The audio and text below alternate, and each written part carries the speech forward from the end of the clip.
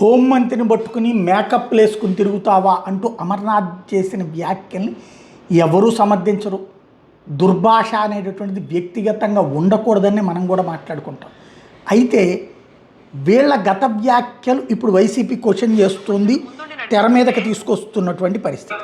ఏం చేస్తున్నాడు విడుదల రజని? ఊరిని మేకప్ వేసి తిరుగుతున్నాండి. మీ మంత్రి గారు మేకప్ వేసి తిరుగుతున్నారా అని అడుగుతున్నానండి. డైమండ్ రాణి ఆ రోజా కూడా మాట్లాడద్దు. చంద్రుడిని చూసేవాడికి వెన్నెల కనిపిస్తే వేలెత్తి చూపెట్టేవాడికి మాత్రం చంద్రుల్లో ఉన్న మచ్చే కనిపిస్తుందని. నిజానికి ఆ వ్యాఖ్యలు చూసి నేను చాలా ఆశ్చర్యపోయాను. ప్రపంచ దేశాలు మహిళల నాయకత్వానికి ఇది ఫైనల్గా చింతమనేని మాట్లాడింది, పవన్ కళ్యాణ్ మాట్లాడింది, ఇవన్నీ కూడా ఇప్పుడు వెలుగులోకి వస్తుంటాయి. కాకపోతే సమస్య ఏంటంటే మనం అసలు అంశం నుంచి జాగ్రత్తగా పక్కకి వెళ్ళిపోతున్నాం. ఇప్పుడు ఇదివరకు మేకప్ అన్నటువంటి సందర్భంలో వైసీపీ వాళ్ళకి ఎంత హడావిడి చేయడం చేత కదా, వరుస పెట్టి 25 మంది మాట్లాడడం. ఇప్పుడు వరుస పెట్టి 25 మంది మాట్లాడతారు.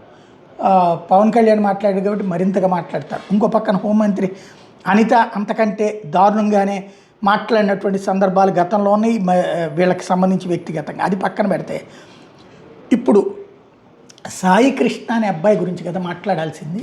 ఇవాళ ఫ్రంట్ పేజీ కథనం కింద కోర్టు జోక్యం చేసుకుని ఎక్కడున్నాడు అబ్బాయి అని అడిగింది. అబ్బాయిని పోలీసులు తీసుకొచ్చిన మాట వాస్తవం, వాళ్ళ అమ్మ అని మీ అబ్బాయిని చంపేశాం పొమ్మనమని చెప్పిన మాట వాస్తవం, ఆమె ఫోన్ లాక్కున్న మాట వాస్తవం. వాస్తవంగా అయితే కనుక దీని మీదన ఎంత సీరియస్గా హోంమంత్రి స్పందించాల్సింది ఈ అంశం మీద, హోంమంత్రి రివ్యూ చేయాల్సింది ఈ అంశం మీద, హోంమంత్రి దగ్గరుండి విజిట్ చేయాల్సింది ఈ అంశం మీద. బట్ ఇష్యూ కాస్త మేకప్ వైపుకి వెళ్ళిపోయింది.